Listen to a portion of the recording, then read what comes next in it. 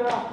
We're off. Big deal of like, big deal, but welcome everyone to Super Right, I think we always do. I think it's just a product of it's just me being British winter. This is true. Welcome everybody to the Monday meeting, yes. Where I'm incredibly busy and Abby's incredibly ill. I'm not ill. Not ill. Yeah. I just you know when you get that feeling that you're on the verge of it. That's what I feel like right now. So if I sound a bit breathy, it's because I have a bit of a cough. So, and also if I get into a coughing fit, I will try and vacate the premises. I think actually I was just thinking about this to get into the actual meeting straight away. Yes. We haven't really got anything booked on Friday. Have you? What? This Friday? Yeah. No. So it's like maybe we should just keep it free, just in case.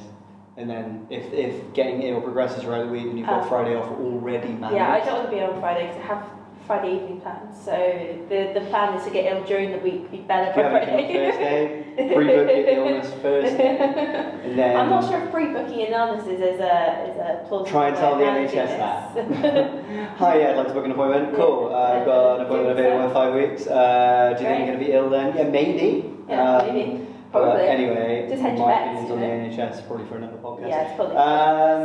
What has been going on? It's What's Monday. happened in the past? We've been doing this weekend. Monday. I went axe throwing on Saturday. Yeah. And I know that sounds like most the weirdest thing ever. It was the best thing ever. Also, turns out I have a slight knack for it. I wouldn't say I'm good. I'm not going to say I'm surprised. But apparently I could throw an axe.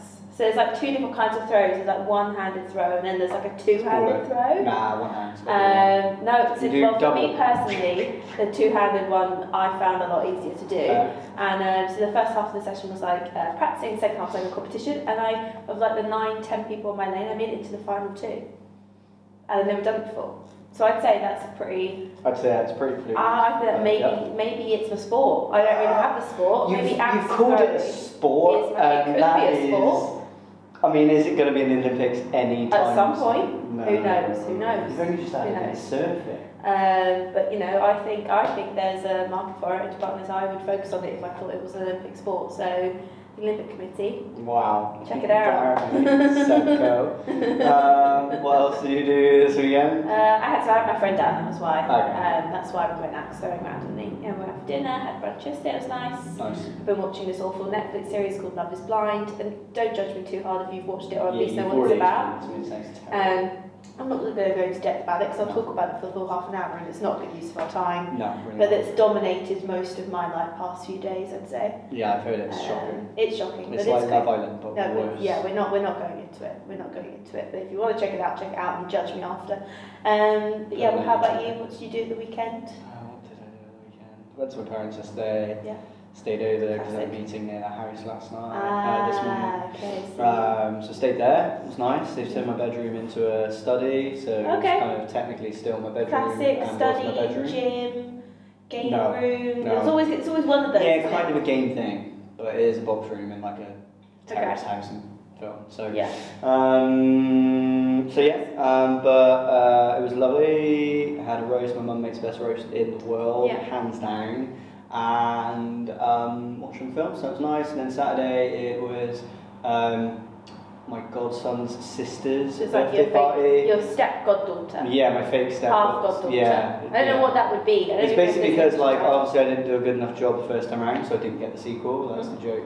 But there's obviously just a lot of people that they know, so that's their justification. Yeah. But she was super cute, dressed up like Minnie Mouse. Did she like her gifts since we went out the way to go and get them on last week? I think so. Didn't even open them on the day. So in future, probably not just going to buy anything. In fact, she is 1, so it's probably the age where she cares least about the gifts. That's true. I don't think she'll ever remember any of this. No. Therefore, should I bought stuff? Politics says I should. Did I? Yeah. Did I? But you did, so that's cool. I'm sure she'll appreciate it someday. Yeah, topical stuff. What's happening? Topical stuff. Because you said you didn't have that much this week. Well, I've got loads, I think. You got loads. Okay, well, let me just quick fire through the 2 things I did want to say. One thing, you sent me, so I think I've probably mentioned this on this video podcast thing that we're doing before. I love maps, and last week Ash sent me a kind of like a blog post written by Fast Company. about like the oldest companies in the world. And I don't know how completely factually correct it is, but essentially it's a giant map, and each country it says what the oldest company from that country is and when it started. And yeah, it was just really, really cool. I'll try and remember to link it afterwards. 500 AD. Yeah, so from Japan. It's like a temple construction company in Japan, and they still operate today, and they're 1500 years old, and 80% of the work they do is still building temples, and like, that's just mad. It's insane. That is insane. So that was really, really interesting. And my other random topical thing, which I did tweet about this week, well, I think it started last week, was we have had a massive spike in web traffic over like the past like week and a half. And I did some investigation into why it came about, and essentially looked at it. Our third most, so we have Google Analytics from GhostWare to you can find the toolbox, and you can see the kind of countries that people are visiting from. And I know there's VPNs and stuff and it affects it, but essentially, like the UK is the top one, and the US is second, and the third one is South Korea, Republic of Korea. Okay. And I was just like, for me, I'm a big fan of lots of Korean-based things, so I was super excited by it. And I was like, why on earth have we had so many hits from there? And I did a bit of research, and essentially the K-pop idol who we share a name with, there's a singer called like Yena from South Korea. She's just released a new album. So we're riding the wave. And so we're riding the wave of her comeback. K-pop wave. Essentially, yeah. So we're riding that release some K-pop. It's called the K-wave. The K-wave, that's the thing. Is that the Hallyu wave or something. It's got a specific name, like the influence of Korean culture. Well, you're definitely on it. And we're definitely on it. You're on it. Well, yeah, I'm on it. The company's on it. You're like in a speedboat on the wave. Yeah, I know what's happening. We're just there, but I just found it hilarious, and I was just like, you can see a visible spike. And yeah, I just thought it was really, really funny. Just wait for that cease and desist to come in now. Yeah, no, I think it'd be right. It's just like a name. Do a partnership. It's just like being called Ash. But if the company was called Ash, you wouldn't. There is a company called Ash. I think they sell shoes. I want Ash on Instagram. And I can't get it. I think they've got it. So yeah, I'm going to get cease and desist from them. I'll change my name. No, I think I'll change it to like Nike or something. The other way around. Okay. Yeah, that's me. Well, no, there's like something else to follow on from that. Yeah, what is it? On the K-pop bandwagon. Okay. Obviously, BTS were they're out there. They did bring Anyone out who follows us on Instagram would see that I was trying to work on the train, and you were just ignoring everything and physically shoot me whilst they were announcing their album. Yeah, so they released the music video via like live premiere on YouTube. But the point I was getting to from like a topical point of view. Okay, I would talk about BTS for the whole time. So. But they're so massive that they have like a huge impact on the whole Korean economy. Like how much? They're as big as Samsung. It's the Samsung's value. It's ridiculous. I can't remember the exact number off the top of my head, but it's a ridiculous. But that's because like there's like 1,000 people in BTS, and so it's like the whole. See that's just. I'm not even. How many people are in BTS? There's 7 of them. That's a lot. It's like Blazing Squad. Yeah, but it's not 1,000. 7 people. It's still a lot. It's not that ridiculous. It's not like their value like is 5 independent, but they're worth a lot more together than they are individually. So yeah. But like they the Avengers. Kind of. Yeah, a little bit. Iron Man's probably worth more. Wow. Yeah. But you know what I mean. So yeah, so they released music, and I was quite rude on the train and essentially didn't do any work for the entire trip to London and just listened to the new album. So that was great. The whole trip, nice. Yeah, and I will totally admit that impact on my work ethic on Friday. So yeah, honesty is the best policy. It is. I got loads. Yeah, go for it. Well, yeah. Because like usually I don't have that much because I've been like head down. Yeah. So. Well, if you've got loads, go get through it. Because this is the first section. Spin through these quick. Yeah, you're gonna smash it out. Go for it. 1. Greg's gave Stormzy a black card. Yes, that was awesome. Marketing campaign. Oh, He's also left Twitter. Nobody knows why. Did he get suspended because of the Greg? Maybe I think maybe it's a really smart PR campaign, and he's left to build more hype around why he left, and then relate it back to the Greg campaign, and maybe he'll come back. I'm not too sure. Maybe. Anyway, Greg's given black card, which means he can order anything, anywhere, anytime, and he thought that was amazing because obviously it is amazing. Ledge. He loves Greg's and he loves Tech Tea. Classic rapper it is, fair. Yeah. Right? But and then literally the day after, what happened to you? And then after, what did happen? To do with Greg's, remember your free trade account? Oh yeah, and then, so this was actually one of this, so then, it makes sense. nice segue. So then Free Trade, the free trading app, go figure, is awesome. We've got a great community, the interface is amazing. We've spoken about it before because Abby makes incredible drunk-based investments. My portfolio is just... Have an amazing referral campaign where you can refer someone and then you both get a free share if that person tops up their account with any amount of money. I think it's like £5 or £10. I think it's the least, yeah. So one of my friends did, and then usually it's like £3 a share, £3 a share. Yeah, I've not got a share. I think I've got £4.50. £5 max. One. Yeah. I got a Greg share. Yeah. £24. I got 25 quid for free basically. Yeah. On the day after Stormzy tweeted that thing. So I haven't looked yet, but I reckon it's probably gone up. Yeah. It's cash out soon now. Yeah. Because it might go back now. But I don't know. Yeah, they're good. Their marketing's amazing. Go for it. Yeah, no, it's really, really good. So that was awesome. Yeah. And then on the, I'm just trying to keep this like nicely segued. So how many tabs have you got? I mean, I don't know how many there No, this is just tabs. This is just tabs good. for work. Woo. I've got stuff in my notebook. Cool. I've got a couple of tabs there. So then moving on to like consumables, because obviously Greg's consumable. This is consumable. Really forcing that segue. 100%. Like obviously we're trying to raise our first round of investment, and it's like a modest-ish amount on the grand scheme of things, and becomes even more puts it even more into perspective when there's a company in America that are literally putting water in cans, branding it as a company called Liquid Death. Not entirely sure how that works from a water point of view. And they just raised $9 million. It's depressing, isn't it? Actually. I mean, you know, I don't know the ins and outs. Maybe it's $9 million to fulfill a massive order that they have somewhere, and that was worth like $20 million, and it was maybe just bridging finance. But my assumption is that in the San Francisco bubble, excuse the pun, they might do fizzy water too. They've just ended up like raising, I know, some comedic genius. They've ended up raising tons of money for just canned water, and I'm like, you know, the tweet I did was like over here trying to democratise entrepreneurship globally and essentially change the world. Meanwhile, these guys are just canning water and getting $9 mil for it. Crazy. Crazy, sustained, like. It's interesting because especially off the back of a whole kind of like trend towards people using more like water bottles and stuff to carry around water. It just feels a bit weird. To me because like from what I've such a high profile investment like that. From like members, the Offset guys and girls, the team there, they re-educated me on like things that might be otherwise recyclable, but obviously still have a carbon footprint in their production. And so yes, a can go into a recycling box, but in the job to recycle that takes energy, which actually adds to your carbon footprint. So you know, you want to consider that. And so putting it in cans, yes, maybe, but is that the most effective way? I don't know. So that was there. That's all of my. It's not all of my book-based stuff. We're doing something tonight, topical and timely. So we're going. Cracking on to this week's stuff. This week's stuff. Okay, we're doing it backwards. No, I'll skip over that for now.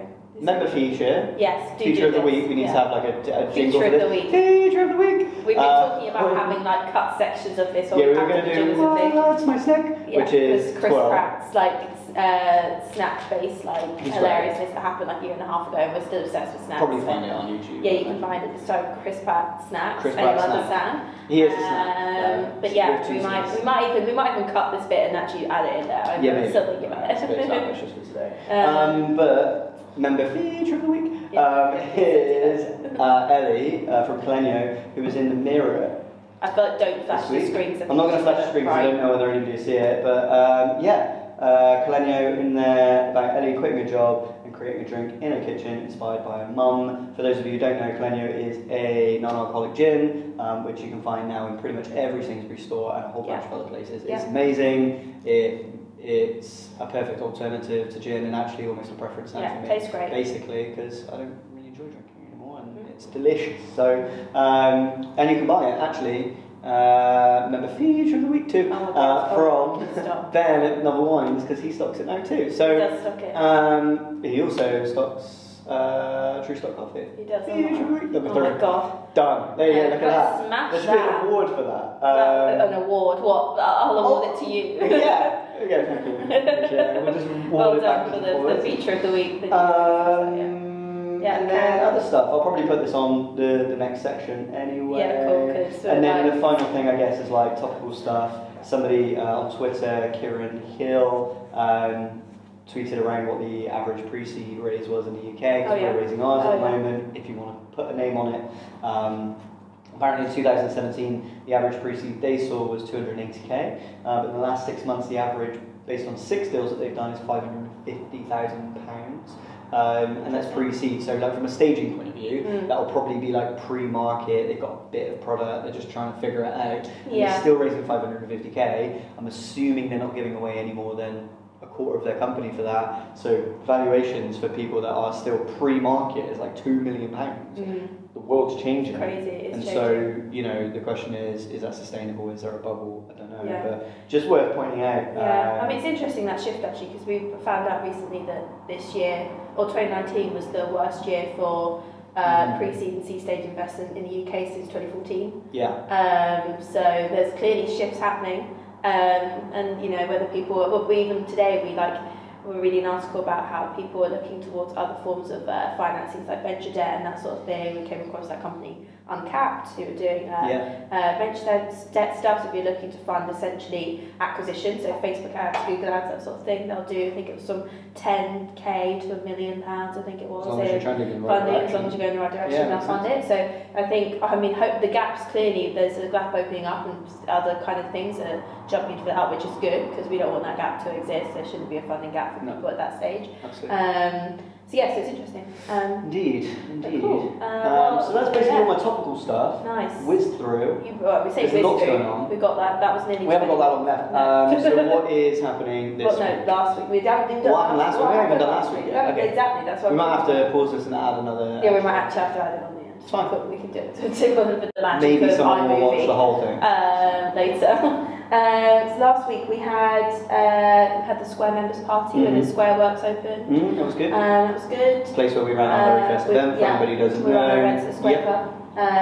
Still in Bristol. On Friday we were in London. We had a couple of very good meetings. We went to the Wing, which I thought was really, really cool. So it's this, what they call like a female first members club, where it's kind of a space dedicated more towards women and female founded businesses or female founders. It's got like a nursing room for women that are breastfeeding and all these things that you just wouldn't think of. And I can't think of a co-working space that I've been to that has a room dedicated to for women who want to breastfeed. So I was just like, that's just incredible. Honestly, I'm converted completely. Yeah, I feel so gutted that like I feel like I've been out of the loop as like I guess not somebody who identifies as a female for so long. I've always made this like tongue-in-cheek joke about how I reckon women's bathrooms have like sofas in them and like lights around the mirrors, and I've never really known that was a thing. It was just like something I'd assumed from a young age, and then guys are just like messy and urinals and that's it. And now I go into a co-working space and I'm like, this is literally what I've pictured in my head. It was the most beautiful space that I've ever seen. It was all gender neutral, and it had best cookies. Yeah, they had like little touches, like at the front desk. They had like you could pick up badges if you were he, him, she, her, they, them. So you could like have that on you, so that people would know what pronouns to use. And I really forward thinking. I thought it was a beautiful space, and massive. So that was big really shout cool. out to we went to go see. We went to go and see that, so that was good. That was cool. The retreat tickets went live last week. It did. That's officially. You got people signed up already, right? I've got. I think half of them are gone now. I need to double check how many more of them are gone actually. Half of them are gone. We're like in the process of sorting out best flights and that sort of thing. So there's lots of questions from people about that at the moment. So that is being sorted. Just working out what the best way to do that is. Nice. And the only other thing really is that Liv obviously was properly. It was her first. I mean, we say first. She's had first proper weeks now. But every single time she's back in, it feels like she's more involved. Does that make sense? Like she's more formally onboarded. And she released her first Live for the Week or Live of the Week blog. Live for the Week. I think it's Live of the Week. Live of the Week. I can't actually. Live for the Week. Is it Live for the Week? Is it Live for the Week? Yeah, because the autobiography was Live of Your Life. And it's Live for the Week. Yeah, that makes sense. I think it's Live for the Week. Yeah. She released her first blog about her experience of starting at Yena, and then she's also already done a couple of interviews. I know she's got some more interviews booked in with some of our members to write up some really cool profiles on some of the businesses. With really good quotes as well. Yeah, really good quotes, like some insight into the kind of businesses that people within the community are working with as well, because there's so much happens between the members that we just don't know, and we want to be able to shine a light on that as best as possible. So that's super exciting, and that was I'd say that was pretty much it. Last week was quite busy, so it was good. Nice. was a busy week. It was a busy week. It was a busy week. We did get a lot done. What about this week? I'm guessing you can't think of anything else happened last week. Last week, relevant to you. No, I think mostly it was just like all the stuff that you mentioned, obviously, and then I think the most notable thing was just doing stuff with kind of external parties, really. So having chats with really interesting people from an investment point of view. There's definitely a moral of the story there around not being afraid to kind of approach people that you otherwise don't think you would have access to. Yeah, I had a great phone call this afternoon, and a great phone call with somebody last week who, like, otherwise would runs a fund that I would otherwise just be kind of like intimidated slightly by. Just really nice people. They talk like 10 times faster than the normal person because they've got 10 times more things to do. They probably have 10 times more coffee than the person as well. Still, 10 times more coffee. That makes sense. But yeah, really, really nice people and just want to help, but they just want to do it at like a faster speed than anyone I've ever met. Everything moves very quickly. That's fun. And then great help from the team at Yena who've been doing some stuff on a project for us too. So lots happening there. Can't think of anything else. Cool. We're going to jump into this week. So what I'm going to do? What are we going to do? I've just noticed that my screen's gone off. Your screen's gone off, and the time is kind of limited. We're kind of like 6 minutes. So we've got like half an hour to film. Yeah. But this is going to take longer. Yeah. So I'm going to do. You wanted to do a proper vlog. Oh my god. You want to do a jump cut. Oh, we're actually going to do it. So I'm going to do a jump cut. So if I just do like. Should I freeze? This, and if you just go.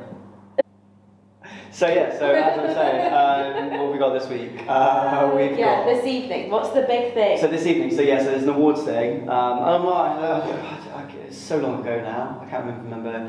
It's so Hargreaves Lansdown, the big financial institution, are doing like a mentoring awards thing. They are doing. And someone nominated. I might have like twisted your arm to nominate me. No, I actually don't think I did. Who was it then? Someone nominated me anyway, thanks, whoever it was, as like Mentor of the Year, Southwest or something. In the private sector, it is. In the private You're nominated for Mentor of the Year in the private sector. Yeah, for sure. Yeah. Okay, because definitely not public. No. I don't know how that works. No. Up for that. You know. But then that was one of the things on my topical bits. It was, yes. Was that we, like you said today, it's business casual. It is. I was like, well, what's that? Because that's what I thought we were wearing. And you were like, no, because business casual is like suits without ties. And I'm like, therefore. I mean, that's what I think it is, but I don't actually really know. It's not a science behind it. For startups, this is smart. Yeah, so basically, I think I'm wearing all black. That is essentially as smart as I get. Where's the overlap, though? I've got a blouse on. I feel smart. I think that's fair. I'm put together. Yeah. It's all a bit frustrating. I feel like. Startup smart. Business casual. Unless we turned up to somewhere and everyone was in ball gowns, I don't think I'd ever feel underdressed. I think I might just start rocking a tux as part of my personal brand. That's just so much effort, though. Yeah. Do you have more than one tux? Do you have multiple tuxes that you could have? I actually do. Wow. Only because I had a green one before, and it was nice and fun, and then I think I kind of outgrew it. That was not physical. I haven't grown in like 20 years. But then I got black. You emotionally outgrew your green. Emotionally outgrew it, yeah. My insecurities lowered just enough. I had to stop peacocking. So now I'm like, what a relief for everyone. A normal person now. A little bit. So who knows? That'll be fun. Yeah. What else we got on this week? Yeah. In fact, actually, if anyone could enlighten us as to what business casual actually means, post it in the comments. Yeah, I'm intrigued to know what people's opinions on what business casual is. Yeah. I would like to know. I don't know what that is. Just because, because different people view it differently, right? People just turn up in a suit all the time, and I'm like, well, there's got to be some variation. Exactly. Some just wear a suit for a living, and I'm suit and trainers. I'm not one of those. I don't even own a suit. I don't own a suit jacket. I've got like a power suit. No, I don't own a suit. Power suit, bright red. No. Political pose. Stance situation. God, such a crotch shot. Not done that. So intense. Apologies. Nothing. No, well, it's not a thing that I financially have ever invested in. No. Fair. I'd like to get one, but I feel like I'd like to get a nice one, and so I don't really want to buy anything cheaper. And I've not had the reason to do it. My life. I'd just be rocking up to the office in a suit. I'd be like, once a week. Yeah, if you rocked up to the office in a suit, I would laugh. In fairness, me and us have had this ongoing joke that we're going to do when we have more of a team, dress up Fridays. So we're going to dress down every day. It's a start-up thing. And then maybe once the last Friday of the month, we're going to do dress up. So they have to, they have to wear like more formal clothes. So you wear like a suit, or you wear like you know, just to dress up for it. Yeah. I don't know whether that's a thing yet, but it is something we've joked about for a really long time, and I think there's something there. Classic startup, just trying to be like disruptive for the sake of it. Yeah, big, super disruptive. Really disrupting things. Disrupting our own disruption. Yeah. So meta. Wow, so meta. Oh my god, you can tell it's the end of a Monday. Really is. And I have not had enough coffee today. No coffee, not enough cups of tea for this level of conversation. So yes, that's more tangible stuff. What's going on this week? Yeah. What's happening? What's going on? What are you working on? So we've got, well, the big thing that we're kind of like working on, you working on specifically, but we're working on together, is on Wednesday we're at Startup Kitchen. Yeah. Which is being hosted by, is it being hosted by Cookies HQ? Yeah. It's being hosted by Cookies, right? And Jess works there, who's a member. Yeah, Jadira. And we are, well, Ash, we collectively are pitching there on Wednesday. So 3-minute pitch. 3-minute pitch, and I think we've got the pitch. Yeah, just I think out the also, right way to deliver. and the sense you're overthinking it, because I think most of the time, whenever you explain what we're doing on the phone, it probably takes exactly 3 minutes. Yeah, so you're probably doing it anyway. It's just getting it down the way that you feel like you cover everything.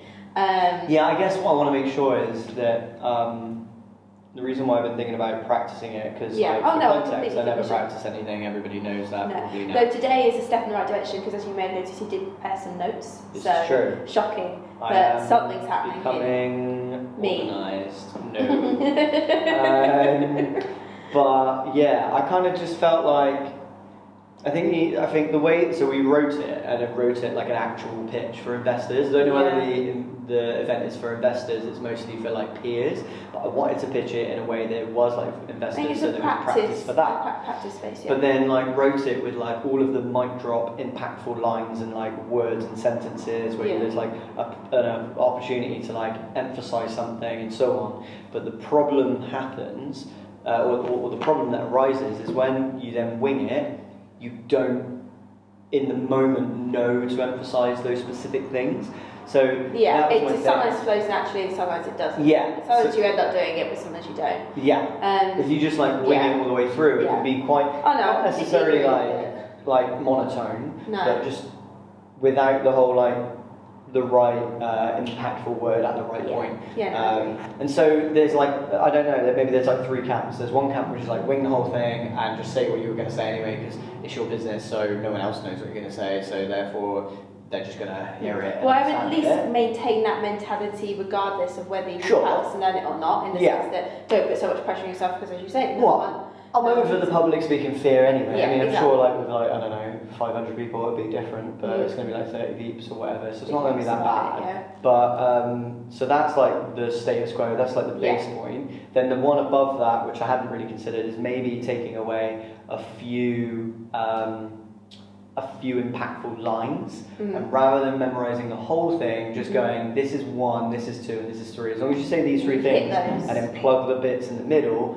maybe that's a good compromise, or whatever. And the other version is, of course, memorising the whole thing, which is pretty intimidating from like a timeline point of view, because it's in 48 hours time, basically.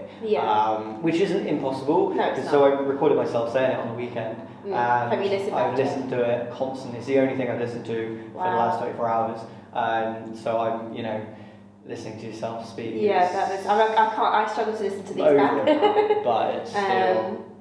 But I think. I mean, I actually think that the best time to learn something like that is in the short time before. But that's personally how I've always learned. I've done a lot of drama stuff when I was younger. I personally always found that I learned things best within like the 48 hours before an actual event anyway. That freaks me out. That's just last minute Lucy, what can I say? But I know that's not necessarily how you like to do it, but I do think the middle ground that you just discussed that's going to be best, because we have a presentation at the same time, so you're going to have something there that is going to be able to give you pointers. I guess I don't want to go through the presentation and then find a slide that catches me off guard and then have a lot of ahs or ahs because I'm not expecting it. I think that's why we practice it with the presentation, so that you never are getting caught off guard by something, but you're feeling more comfortable with the fact that you might not know everything word for word. I think there's a middle ground there. You might, I don't know, have you ever had to learn something like that before? Last time, two times really I actually remember. One was when we did the pitch. And I just went to London for that and wrote something on the train on the way and then went over it in my head time after time. I think it was only 60 seconds, okay, 3 minutes. Shorter, yeah. Which was actually harder almost because you have to say more stuff in less time. Yeah, for sure. It's really difficult. That was okay, and then I changed it halfway through because it wasn't good enough. Yeah. And then I had to re-practice that, and I was just outside saying it in my head constantly over and over and over. And then, that became a bit of a challenge. And then the time before that was my year 6 school play. Okay, so that was quite some time ago. Okay, yeah. So you're not a seasoned vet when it comes to remembering words. Okay, no. That's cool. But you are good at public speaking. I'm a good performer. Yeah, so those things balance each other out. I just, don't want you. I get that it's important, and I want us to make the most of the event on Wednesday to get the best feedback possible. And I completely agree with that. And also, I think it's good to have those timelines and those pressurised moments that, even though it might not lead to anything official, it forces us to get organised about something that we're probably going to need to use in the future anyway. So it will be useful. I just know that there's a lot of other stuff going on at the moment, and I'm conscious that I don't want you to put your head down and then get completely in your head about it for the next 48 hours when ultimately, it's a practice run. Yeah. It's true. So there's just a balance, I think, to be struck there. Fair. So that's the main thing, really. Yeah, I mean, there's other stuff going on, but it's status quo right now, which is the boring part of the podcast, which is literally, or Monday meeting, which is investor stuff. Yeah, we've got us two coming in on Wednesday. Got Neith from us two coming in on Wednesday. He's ledge, so hopefully that'll be cool. But yeah, I haven't really got that many meetings booked in, so I'm going to use it to get some quote-unquote real work done, which would be nice, but then undoubtedly that will fill up. For sure. I'm sure. But make it count whilst we haven't got too much booked in, for sure. Absolutely. But working on customer journey and landing pages and stuff, thanks to Atomic Smash. So there should be some new stuff. Well, the kind of newish stuff up on the site soon. Which ironically, sometimes I think maybe current members may not see as much. No. They'll see stuff that comes in the next couple of sprints. But in this sprint, it's about making sure the experience is amazing for the new. The onboarding process is a bit more clear. For new people. Making sure that's all bulked out, and then hopefully at some point in the next couple of weeks, as a result of the work this week, we'll have a member hub for people to go and look at. I think we're working on that in the next sprint, aren't we? So that's towards the end of March, I think that is. I think I might be able to get the page stuff together, but it'll be pushed live probably at the end of this next month. Probably. So but what about you? Liv's in the office on tomorrow and Thursday, so I'll be working on bits and pieces with her. What's she working on? Content mostly? I think mostly it's content stuff. She's got some other bits and events-based stuff that needs to be done, there's some banners that need sending out, that sort of thing. But generally it's just kind of content. And actually I guess we both really noticed last week the impact that having more content put out made, right? And that it's really weird because you hear really you hear positive and negative things about interns all the time, and we can safely say that we can't directly attribute the kind of uptake of stuff that happened last week, but we can say that the work that she's been doing definitely had a positive impact. I think if you're going to do the maths around what made the change on allowing us to membership grow, etc., and so on, the only thing that you factor into that is the extra hands on deck. So it's been amazing. Plus, you said for us, you feel like we are working better as a team, and that things feel a bit more structured as well. So more structured. And I thought that was interesting. Because I guess my fear when anyone would have started was that it was going to cause a bit and everyone's going to be all over the place. But actually, I think it's gone pretty smoothly. So that's been a good learning process for us. It just instills confidence into me in the fact that I think it's always interesting to think that I think this company, I think we're great right now, and I think it will be great forevermore. But I think we'd be amazing if we had different challenges, don't get me wrong, but it'd be amazing if we had 25 people. Oh my god, Because we'd have a team on each little bit that needs managing, and that would be awesome, and it instills confidence. I know it's just one extra person, we're only 3 right now, but you can start to see things compartmentalising and people taking certain things and doing that, and that makes everybody better at their one thing and so on. So I look forward to having more more peeps, and if anybody, you know, we're raising our first round of funding, but if anybody wants to give us 10 times more at 10 times valuation, then we might actually consider it to grow way faster. If there's any rich people listening. But yeah, I think it's really good. And on a personal note, it's been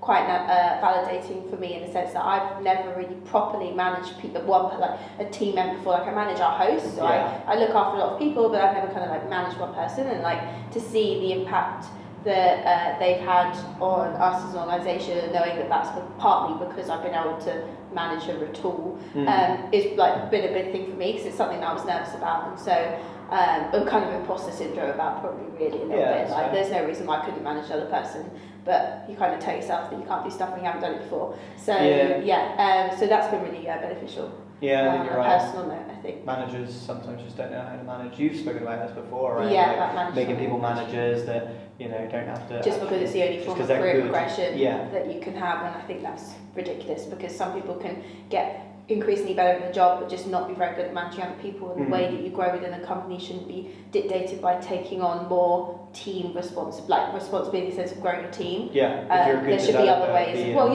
is the thing, it happens, but that's the thing, that in the software kind of engineering world, that exists now. It says that you can go from junior dev to senior dev, you know, you can work your way up.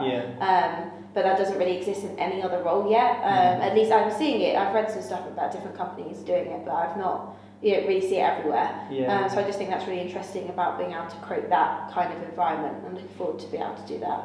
Fair. When we grow out our team too. Yeah, I think it's definitely true to say, because chatting to my dad this weekend, and he said his manager literally just has meetings all the time, and I was like, that. For me, as an outsider, that just looks like somebody who's trying to justify their place in the company. Because he was like, we get nothing done because we're in meetings all the time. And they're like, you know, a bit of a control freak. And I'm like, well, that's fine from a quality point of view, but if you're not having any output, then what are they doing there? It's pretty scary from I mean, most people don't work well when they're micromanaged. No, so certainly I wouldn't.